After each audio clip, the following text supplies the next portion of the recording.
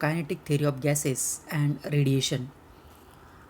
In second video, we discuss about the term real gas and ideal gas and also study the difference between them and the definition of mean free path. Now in this lecture,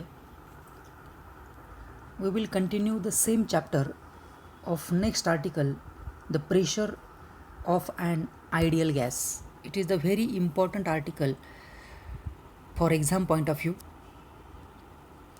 Now observe this figure carefully. This is the cube in 3 dimension. In this cube there are number of gas molecule are present like this, and such a gas molecules are state in random motion in all possible direction with all possible velocities. Now when these gas molecules collide with the wall of the container, then it exerts the force on this all of the container, and such a force we can determine in this article. Okay, we assume that there is no interaction between this ideal gas or intermolecular interaction can be neglected. ह्या assumption गृहीत धरून आपल्याला याचं derivation करायचं आहे. Collision is elastic collision. This is the main assumption. When the collision is elastic, there is no loss in kinetic energy. Okay. Now we define the some parameters which is used in this derivation. First, this is the L. L, it is the length of the cube of each side. Then V is the volume. V is the volume of this cubical vessel, and this basic formula of volume is L cube. N, it is the number of moles of a gas enclosed in a cubical vessel. L आता define केला आहे आपण, length of the each side of the cube. A is the area of the cube. Its basic formula is L square. Okay. Now this is the cube.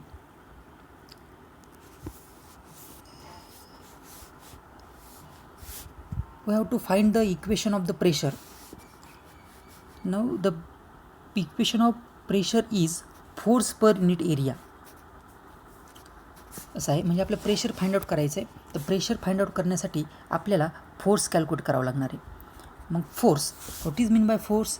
Bye Newton's second law of motion the mass is of F is equal to mass into acceleration. M is the mass. Again we can recall one assumptions of the ideal gas, which is the all gas molecules are identical in shape, size and mass. प्रत्येक gas मॉलिक्यूलची ही shape, size आणि मास हे same असतं. तर ते हे mass आहे, it is the identical mass of the gas molecule. Now a is the acceleration. मग ॲसलरेशनची पुन्हा definition, acceleration it is the change in velocity with respect to time. Acceleration is the change in velocity with respect to time. मग v is the final velocity, u initial velocity time.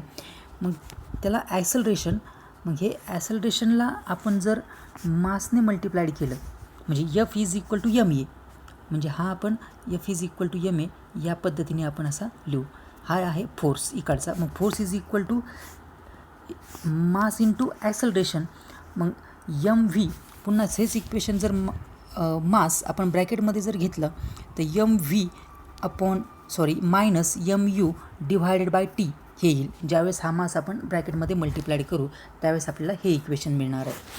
मग हे equation काय represent करेल? M V minus M U, म्हणजेच कशाचा formula आहे? Momentum. That is a final momentum minus initial momentum, that is a change in momentum with respect to time. This is the Newton's second law of motion. म्हणजेच पुन्हा आपल्याला pressure find out करायचं आहे.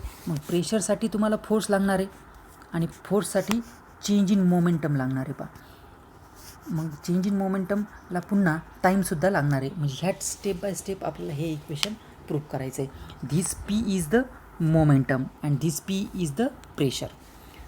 ठीक आहे, we study one by one. Now आता हे study करत असताना आपल्याला हा गॅस हा आपल्याला टिपिकल मॉलिक्यूलसाठी हे स्टडी करायचं आहे. Suppose this is the typical molecule, a single molecule which is move along the positive x direction. म्हणजे तो पॉझिटिव्ह एक्स डायरेक्शनला मूव्ह होतो आहे. then its velocity component is Vx. Its velocity component is Vx. There is no any effect on the velocity component of y direction and velocity component along z direction. यांच्यावर कुठलाच effect होणार नाही. Only there is a effect on this component. Now we have to find the first change in momentum. What is the change in momentum? Change in momentum. Suppose this is the wall of the container. इथे ही wall of the container आहे. When these gas molecules moves along the positive x direction. Positive x direction. After hitting the wall, there is the collision, and after collision, this gas molecule is reverse back along the negative x direction. म्हणजे ह्या इथं तो negative x डायरेक्शनला move होईल आणि इथं तो positive x डायरेक्शनला move होईल.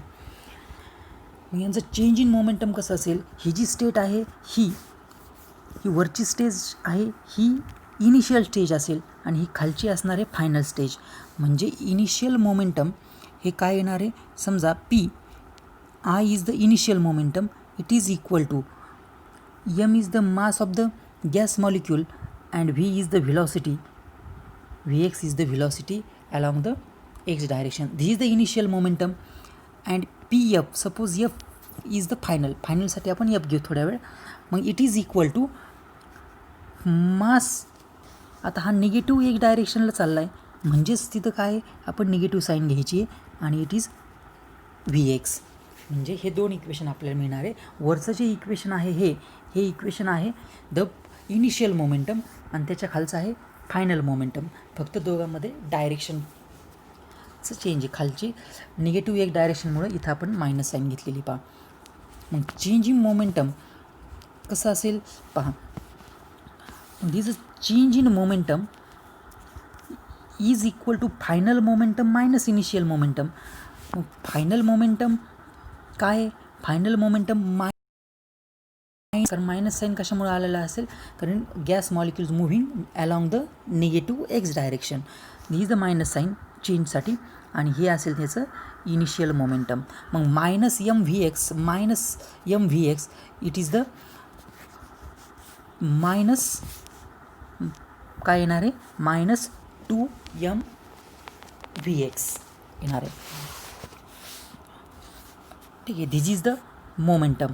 मग this is the minus sine.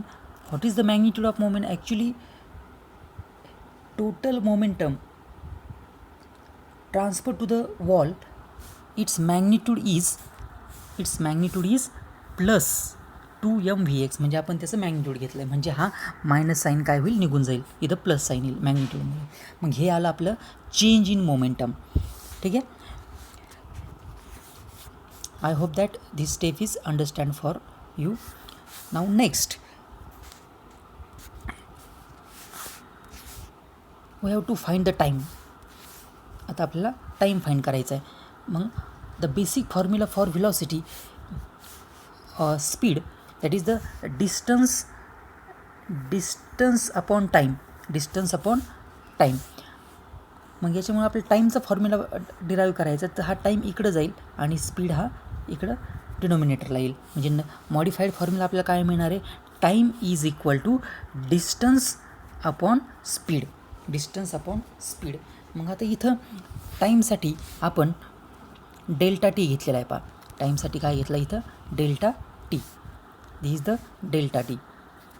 मग 2l अपॉन Vx. मग distance is 2l and speed is Vx. We have to consider only along the X direction. फक्त आपण एक्स डायरेक्शनला सध्या कन्सिडर करत आहोत. त्याच्यामुळे त्याची एक्स डायरेक्शनची व्हेलॉसिटी काय असणार आहे? Vx असणार आहे. म्हणजे 2l अपॉन Vx. मग हा डिस्टन्स 2l कसा आला तो आपण बघू. Suppose this is a gas molecule started from this location and moving along the positive x direction. It is heated on this shaded wall. After heating, it rebound and moves along the negative x direction. मग ज्यावेळेस तो positive एक डायरेक्शनकडे move होईल त्यावेळेस त्याने किती distance travel केलं असेल, त्याने त्याचं डिस्टन्स ट्रॅव्हल केलं असेल यल. पुन्हा रिफ्लेक्ट होईल, तो पाठीमागं जाईल, पाठीमागं गेल्यानंतर पुन्हा तो यल इतकं डिस्टन्स ट्रॅव्हल करेल. मग this L plus L we get the 2L and this is the total distance travel by the gas molecule between two successive collision. And due to this we can write here the 2L divided by Vx. ठीक आहे, म्हणजे आपल्याला हा time पण मिळाला. मग time काय आहे, 2L upon Vx. Now after the time we have to find the average force. Average force by Newton's second law of motion, this average force is given by the change in momentum with respect to time. Change in momentum with respect to time. हा change in momentum हा इथं दिलेला आहे पा. Average force is equal to change in momentum upon time. मग change in momentum किती आलं तर चेंज इन मोमेंटम इतकं आलेलं आहे पा. आपण त्याचं मॅग्निट्यूड घेतलं तर मायनस साईन निघून जाईल, म्हणजेच काय येईल 2m इंटू Vx. हे झालं change in momentum upon time. Time delta T आहे, मग डेल्टा टी पण आपण फाइंड आउट केला. मग तो डेल्टा टी किती आलेला आहे, delta T this delta T is it is 2L upon Vx. मग फ्रॉम दिस इक्वेशन दोन्ही व्हॅल्यू सबस्टिट्यूट केल्यानंतर हा 2 आणि हा 2 काय होईल, कॅन्सल होईल. Vx हा वर जाईल, Vx into Vx that is the Vx square. Vx square. Now we get the final equation, that is the force is equal to m Vx square upon L. This is the average force of the gas molecule. We define such a force for individual particle. Suppose that for first molecule, second molecule, third and so on. ते इथं define केलं आहे पा. For first molecule the average force is given by m Vx1 square upon L. For second molecule, average force is given by m Vx square 2 Vx2 square. Similarly for nth molecule, Fxn is equal to m Vxn square divided by L. मग total force आपल्याला याचं calculate करायचं आहे. मग सगळ्यांची addition करावं लागेल. After addition we get the average force of the gas molecule along the X direction. म्हणजे आपल्याला काय करावं लागेल पा, म्हणजे आता ॲव्हरेज फोर्स आहे. मग ॲव्हरेज फोर्स कॅल्क्युलेट करताना कसं करावं लागेल, सपोज ही is the F, it is the average force. मग it is equal to the Fx1 plus Fx2 plus plus plus Fxn, सगळ्यांची बेरीज करावं लागेल. ठीक आहे, मग त्याची व्हॅल्यू आपण इथं टाकली आणि ती व्हॅल्यू सबस्टिट्यूट केल्यानंतर आपल्याला नवीन इक्वेशन मिळेल. आणि ते नवीन इक्वेशन इथं दिलं आहे पा, हे नवीन इक्वेशन. मग ॲव्हरेज फोर्स काय असेल तर प्रत्येक याच्यामध्ये काय कॉमन आहे, m अपॉन L हा कॉमन आहे. m अपॉन L कॉमन काढला म्हणजे Vx1 square plus Vx2 square plus plus plus Vxn square. We get this average force. आता फोर्स मिळाल्यानंतर आता आपण प्रेशर फाइंड आउट करू. Now the basic definition of pressure is the average pressure is equal to average force per unit area. मग average force किती आहे, तो average force आपण इथं कॅल्क्युलेट केला आहे पहा, हे इक्वेशन. मग हे ॲव्हरेज फोर्स आपण टाकलं आणि त्याच फोर्सला आपण काय केलं आहे, डिफाईन केलं आहे कशानं, L स्क्वेअरने. म्हणजे याला जर डिव्हाइड बाय L स्क्वेअर म्हणजे एरिया किती आहे, L स्क्वेअर. म्हणजे काय येईल, हा L स्क्वेअर आणि हा L हा काय होणार आहे, L क्यूब होईल. म्हणजेच आपल्याला पुढचं नवीन इक्वेशन मिळेल. We get the next equation number 3. ते इक्वेशन आपल्याला हे मिळणार, इक्वेशन नंबर 3. इक्वेशन नंबर 3 काय आहे, हे m into bracket m Vx1 square plus Vx2 square plus plus plus Vxn square divided by L cube. म्हणजे हे झालं प्रेशर. Average pressure. पुन्हा याच्यामध्ये एक डेफिनेशन आपल्याला अप्लाइड करायची. मग आता इथली जी टर्म आहे पहा, ही टर्म कोणती, Vx1² Vx2² plus plus plus Vxn². म्हणजे ही टर्म काय रिप्रेझेंट करते, स्क्वेअर. आता इथं स्क्वेअर आहे म्हणजे हा स्क्वेअर ॲव्हरेज स्क्वेअर व्हेलॉसिटी. ही टर्म काय रिप्रेझेंट करते, ॲव्हरेज स्क्वेअर व्हेलॉसिटी. मग ती ॲव्हरेज स्क्वेअर व्हेलॉसिटीज कशी फाइंड आउट करतो आपण, की प्रत्येकाची बेरीज. म्हणजे इथं पहा, this average velocity of the average square of velocity of x component. मग ती इथे दिली पहा. मग हे डोक्यावर जो बार दिलेला आहे, हा बार काय रिप्रेझेंट करतो, हा बार ॲव्हरेज व्हेलॉसिटी. मग Vx² इज इक्वल टू, मग ॲव्हरेज कसा काढतो आपण, Vx1² plus Vx2² plus plus plus Vxn² divided by n. What is n? n, it is the number of gas molecule present in the cubical vessel. मग आता पुन्हा हा जो n आहे, हा n समजा आपण हा इकडे घेतला लेफ्ट हँड साईडला, तर काय होईल, हा इथं त्याला मल्टिप्लाइड होईल n इंटू Vx² आणि हे right hand side as it is राहील. म्हणजे पुन्हा आपल्याला नवीन इक्वेशन हे मिळेल, n Vx² into Vx1² plus Vx2² plus plus plus Vxn². मग ह्या इक्वेशनमध्ये म्हणजे इक्वेशन नंबर 3, ही जी इक्वेशन नंबर 3मध्ये आपण काय केलं आहे, हा जो bracket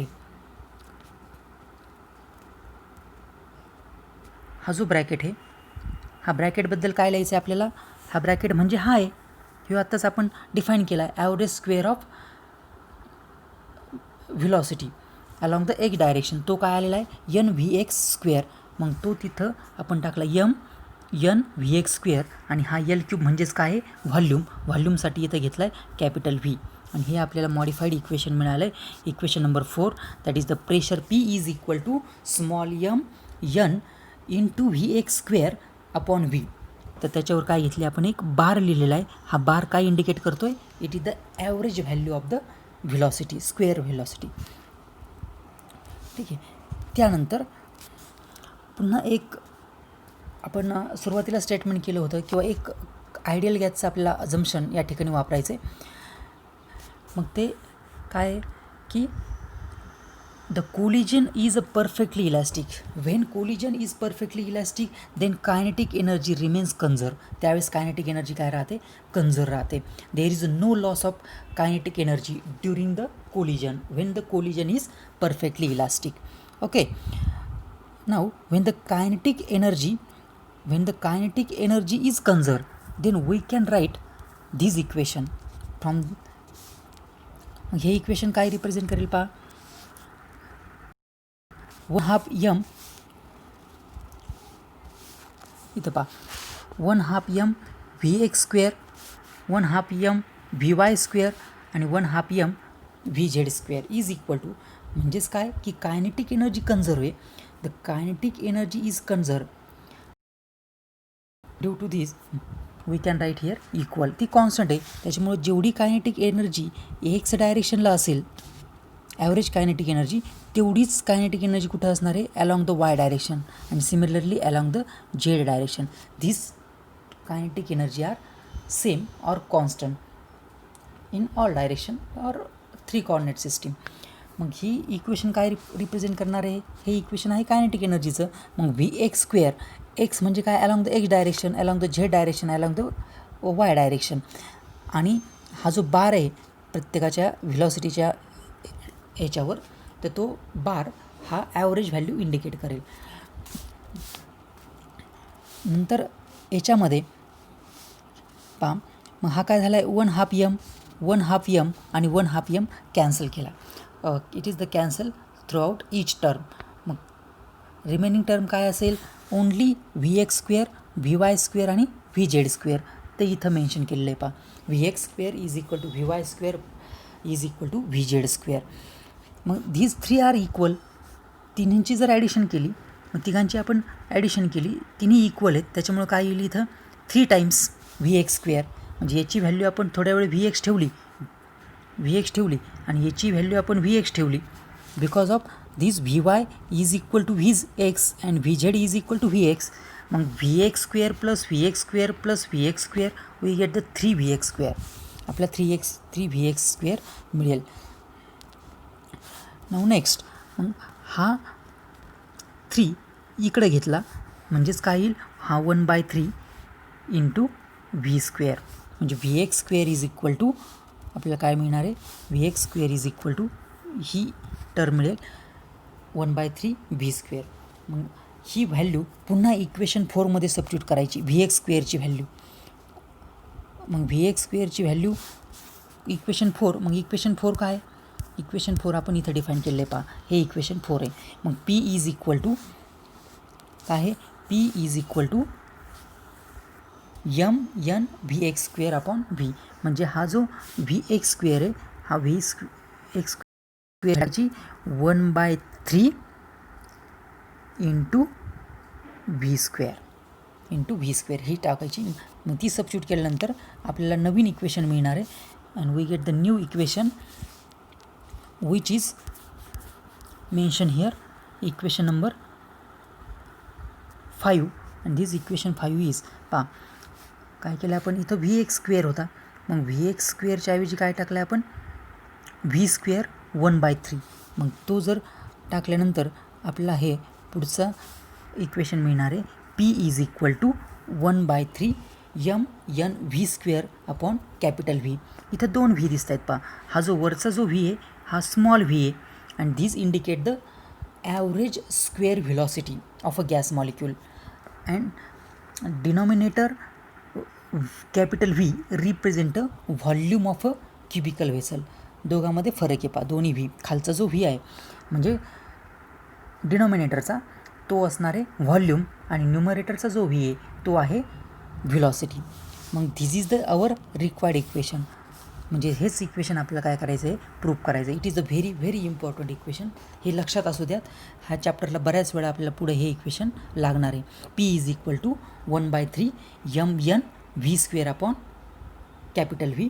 small M it is the mass of the gas molecule, N it is the number of gas molecule present in the cubical vessel, small v it is the or small v square bar it is the average square velocity and v is capital V is the volume of the cube. मग याच्यामध्ये आपण 2 assumption ह्या ठिकाणी इथं mention केले होते, ते पुन्हा इथं रिप्रेझेंट केलेले आहेत पहा. पहिलं अजम्पशन काय आहे की there is no intermolecular collision. ज्यावेळेस आयडियल गॅस कन्सिडर करू त्यावेळेस आपण इंटरमॉलिक्युलर कोलिजन हे निग्लेक्ट केलं होतं and the gas molecules are identical in shape and size.